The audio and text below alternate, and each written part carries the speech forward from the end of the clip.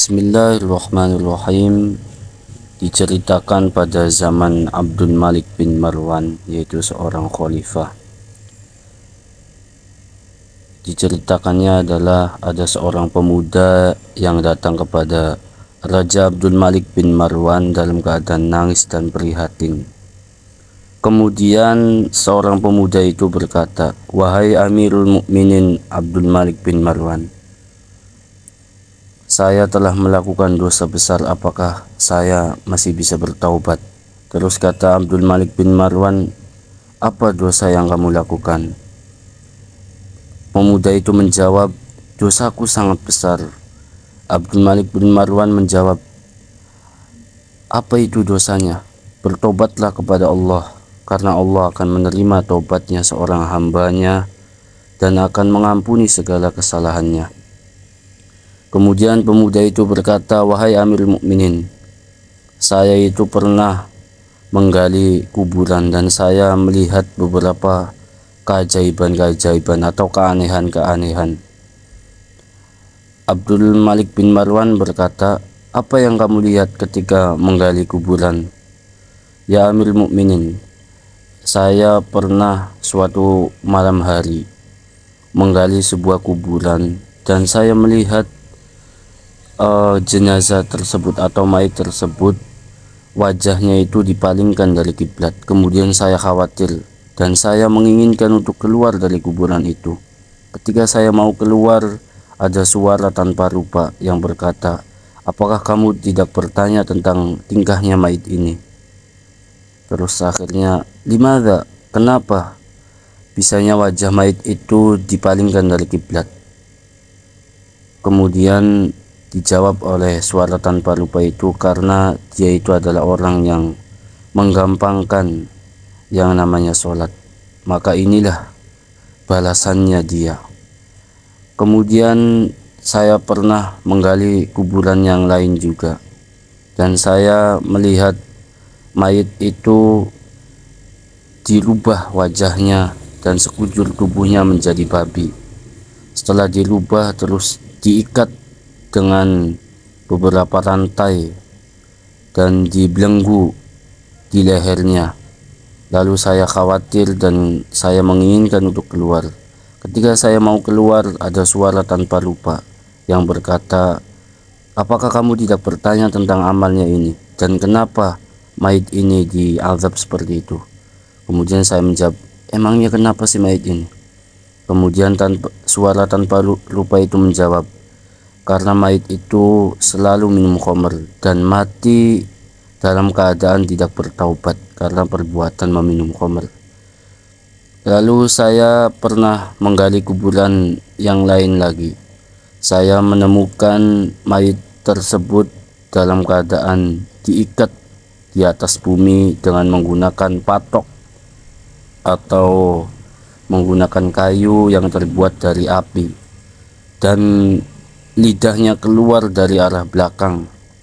Karena saya melihat itu, saya khawatir dan saya kembali dan saya menginginkan keluar dari kuburan itu. Kemudian saya dipanggil oleh suara tanpa rupa dan berkata, 'Apakah kamu tidak bertanya dari tingkahnya mayat itu? Kenapa mayat itu diuji semacam itu?' Kemudian saya menjawab, 'Emangnya kenapa sih mayat itu?' Kemudian suara tanpa rupa itu menjawab, 'Karena mayat itu tidak menjaga dari yang namanya kencing dan dia mengalihkan pembicaraan di hadapan manusia. Maka itulah pembalasannya mayat tersebut.' Lalu saya pernah menggali kuburan yang lain lagi. Kemudian saya menemukan mayat yang di dalamnya mengeluarkan api, sekujur tubuhnya mengeluarkan api, dan saya pun khawatir, saya menginginkan keluar dari kuburan itu. Maka dikatakan oleh suara tanpa rupa, 'Hai, apakah kamu tidak bertanya dari mayat itu dan tingkahnya kenapa?' Terus saya jawab, 'Apa tingkahnya mayat itu?'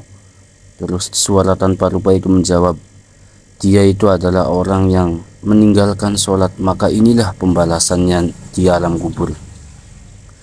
Kemudian saya pernah menggali kuburan lagi. Saya melihat si mayit itu diluaskan kuburannya sepanjang pandangan saya, dan di dalam kuburan itu banyak cahaya yang sangat bersinar, sementara mayit yang di dalamnya itu dalam keadaan tidur nyenyak di atas kasur, dan sungguh sangat bersinar sekali cahaya itu, dan mayit tersebut mendapatkan pahala, mendapatkan kebaikan-kebaikan. Kemudian saya itu takut dan saya ingin keluar dari kuburan itu. Kemudian dikatakan oleh suara tanpa rupa, apakah kamu tidak bertanya tentang tingkahnya mayit itu? Kenapa mayit itu dimuliakan dengan kemuliaan ini? Kemudian saya menjawab, emangnya kenapa si mayit itu bisa semulia itu? Kemudian dijawab, karena mayit itu adalah seorang pemuda yang taat kepada Allah Subhanahu wa Ta'ala, dan dia bergebu-gebu atau bersemangat dalam taat kepada Allah dan ibadah kepada Allah. Setelah pemuda itu bercerita, kemudian Raja Abdul Malik bin Marwan berkata setelah cerita itu, bahwasanya di dalam cerita itu adalah ada sebuah ungkapan, sebuah pelajaran bagi orang-orang yang bermaksiat, dan ada sebuah kebahagiaan terhadap orang-orang yang taat kepada Allah Subhanahu wa Ta'ala. Semoga kita semua dijadikan oleh Allah orang-orang yang taat kepadanya, karena kalau taat maka Allah akan ridho kepada orang tersebut dengan anugerahnya Allah dan kemuliaannya Allah. Amin ya rabbal alamin. Dan ini diceritakan atau dikisahkan dalam kitab Az-Zawajir Anik Kilo fil Kabair juz 3 halaman 137 sampai 138. Terima kasih. Kita ambil hikmah dari cerita ini, silahkan tentang kisah ini. Wallahu a'lam bishawab. Terima kasih dari saya, kurang dan lebihnya mohon maaf. Assalamualaikum warahmatullahi wabarakatuh.